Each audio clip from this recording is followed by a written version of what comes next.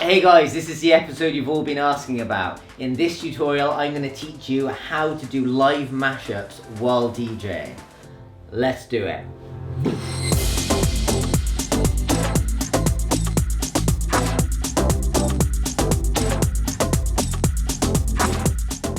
Okay, so today I'm going to be doing something highly illegal. I'm using songs that are famous songs that I don't have the rights to. Perhaps the video will get taken down. If it does, I'll have to do another one. But what I'm going to try and do is not play too much of the songs.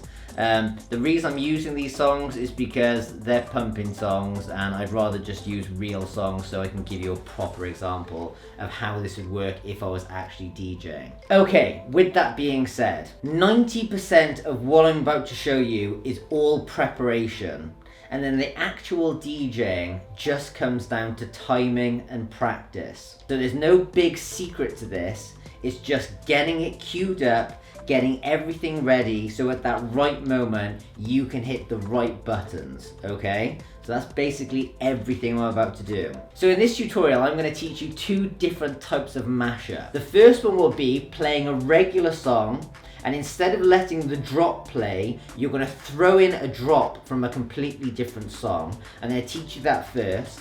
And then the second thing I'm going to teach you is how to do a mashup by playing vocals from one song over another song, okay? So let's do this. The first example is just playing a drop from one song instead of a drop that should be coming. So this is how I would do it. You've got to find two songs that are quite similar vibe more than anything else, okay? And this is not something I would do for the first time live in front of an audience. This is something that needs to be premeditated so you know the two drops go well together. The two songs I've picked are both by Dioro because they're similar kind of Melbourne bounce vibey kind of tracks. Okay, so these are the two songs that I've picked, okay? The first one is called Ready by Dioro and Mac J, and it's the one that would typically sound like this.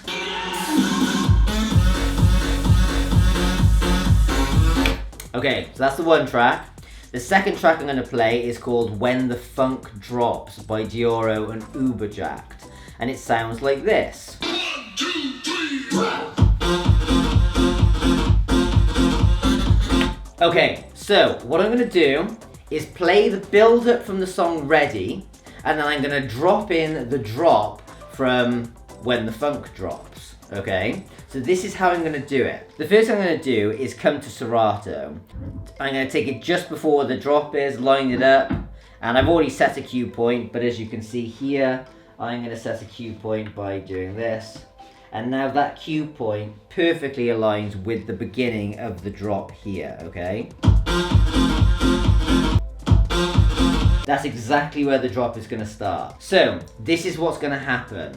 This track on track B over here is going to be playing the build-up. So it's going to be building, building, building, and everyone's going to be getting ready for that big drop that they all know that's coming. I'm going to have both sliders all the way up. No filters on either of them, okay? So everything's at full volume. And what I'm going to do is just at that last minute, I'm going to be looking at the screens here, and when I see the drop coming and when I know the drop's about to hit, I'm going to simply hit the play button on this side and at the same time slam down the volume over here, okay? So this builds and builds and builds on this side, then I hit the play button over there and slam the volume down over here, so you can't hear the drop from this and you only hear the drop from this, okay?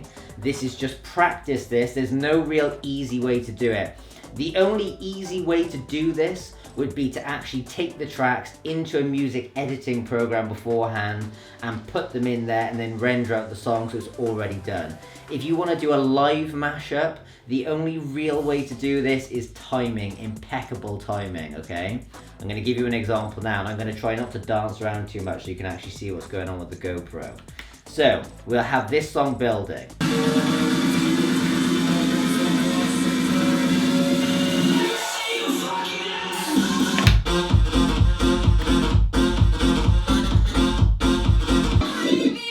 See what I did there?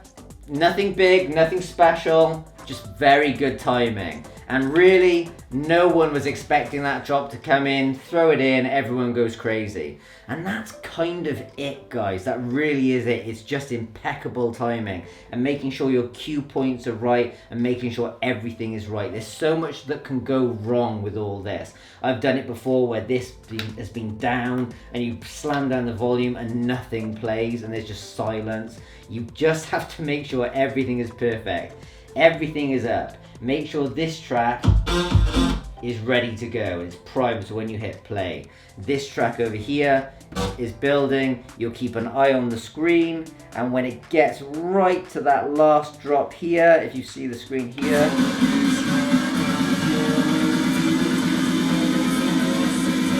and you know that is exactly where you want to hit it, when those two drops line up, okay? I'm going to do it one more time for you guys because it's fun.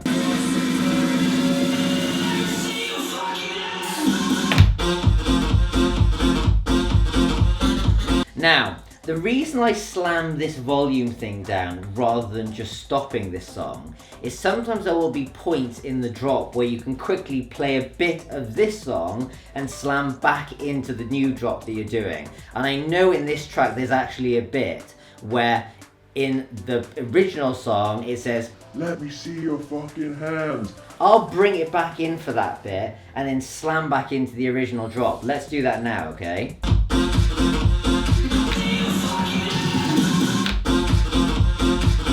See what I did there? Because the two drops often align quite perfectly, I knew there was a bit coming up in the drop where it said, let me see your fucking hands, and I could bring that in and then slam back into the other drop that was playing, okay?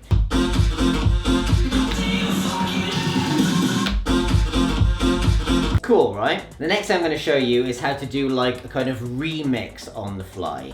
So as we know from the last video I did, I managed to rip some vocals from a Backstreet Boys tune.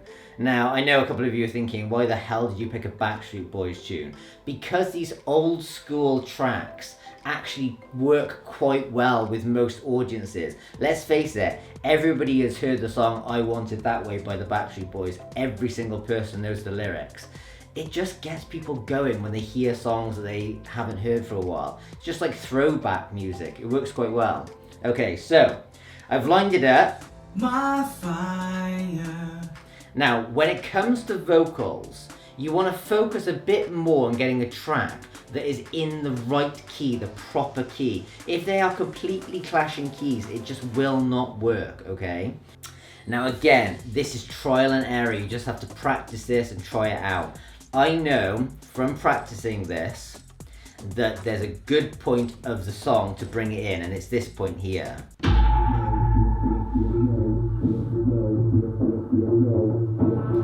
From that point of the song, if I play the Backstreet Boys, it lines up perfectly to the drop of the song, okay?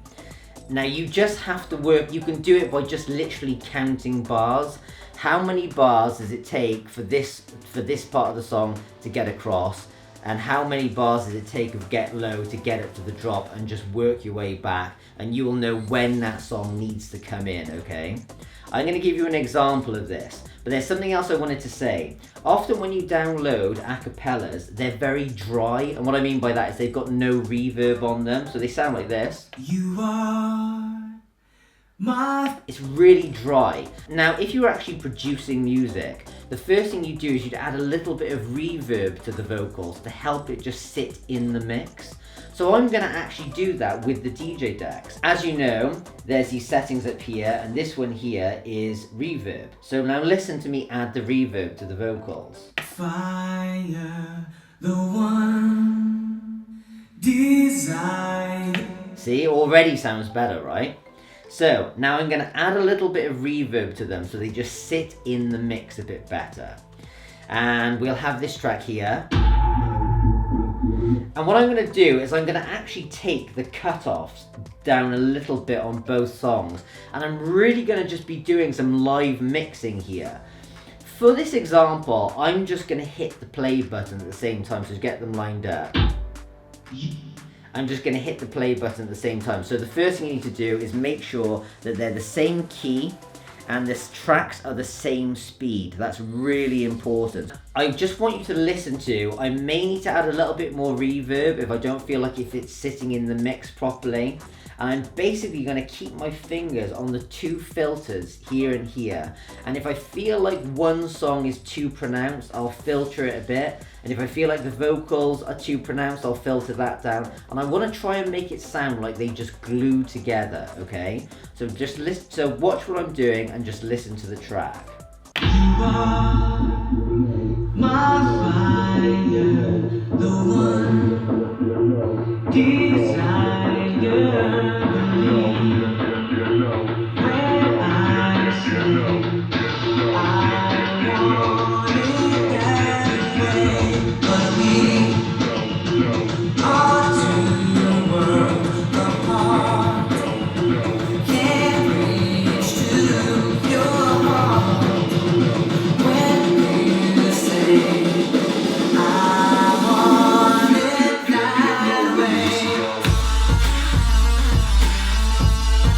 Okay, so you kind of see what I was doing there?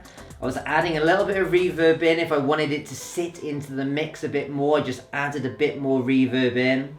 I started with both the filter knobs just slightly down and brought them up, which added to the build of the song. And if I felt like the vocals were standing out too much, I filtered them down a bit. And if I felt like the song was sitting on top of the vocals too much, I filtered that song down a little bit. And I just filtered them and filtered them. And then towards the drop, I would then actually filter up a bit to create that build effect. You know, you can get right up like that. Now, there's one other thing I wanted to tell you. You can, of course, have lyrics playing over a different song that's building, and when that song gets to its peak, when people are expecting the drop from Get Low, you can then play yet another drop in.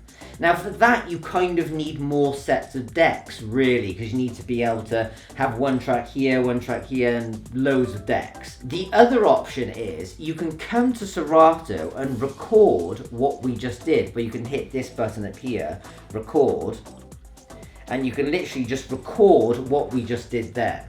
So you've got it as one track, you've glued them together and recorded it. Then you can take that recording and play it in one deck. So it just plays, and then when you get to the pinnacle or the peak of that song, drop in a drop from a completely different song. You can also do that. The other thing you can do is you can actually find remixes of the song you like, so they've already got different drops. For example,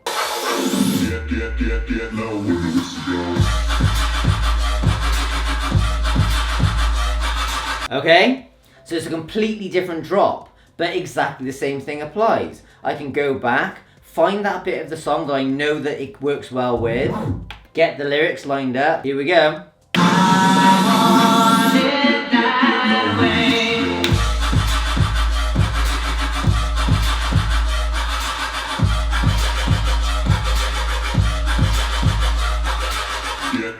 Get low when the whistle goes. Okay, cool guys, look. We've had a bit of fun today. I've taught you the technique.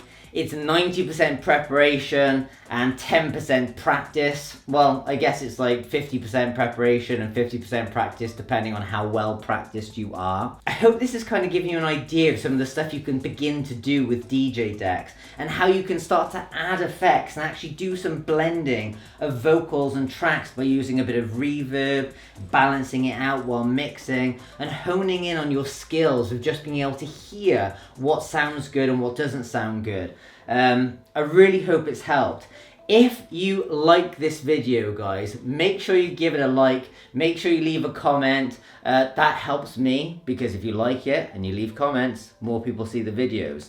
That's what I want. That would be really helpful for me. And if you guys are new to DJing and you have no idea what any of this stuff does, then I have a full course at beginnerdjlessons.com where I will teach you everything you need to know about these decks, from not having a clue what any of it does, right up to being able to do beat matching, everything I've taught here today, everything you need to know to do your first DJ gig. If you're interested, guys, come and check it out. Thanks for watching. Thanks for watching.